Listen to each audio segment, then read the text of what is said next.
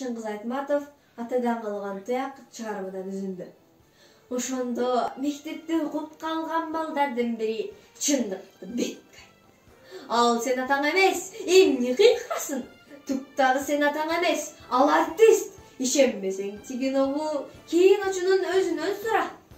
Иштин жайын сезе калган эстүү баштуулар атасыз баланы жасап алгандай таттуу да, ачуу да, алданмаксы болдургусу келбей, жок, ал сен атаң эмес, башка дегенге оозору барбай, тигилердин талашына аралашкан жок.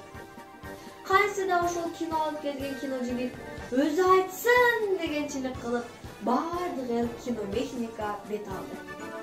Тигил дагы аралашканды. Аппаратын оңдош болуп жатты. Жок, ал менин атам болчу. Дей берген ызага туталанган агал. Кайсынын селе сен атаң айтчы, кайсынын селе деди алиги окуучу бала тили. Сен көргөн жоксуңбу?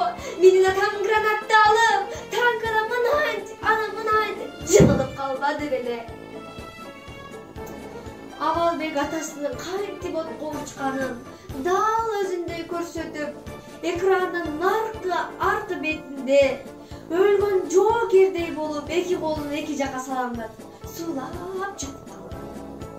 Отургандардын бардыгы дууз учкан элде. Ой, шондогу түшкөн, бул артист турбайбы?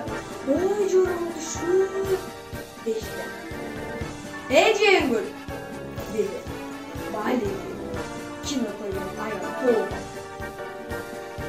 Отургандардын баардыгы басты. Дагы эле отурасыңбы? Карабайсыңбы теги баламды? Отургандардын баардыгы Жеңгүлдүн келишин күтүп, анын туттарынын изерин карай эмилип калышты. Жеңгүл баланын жанына келип, "Тур балам, тура кой. Ошол сен атаң болчу. Ошол сен атаң болчу." айтып эшикке алып чыкты.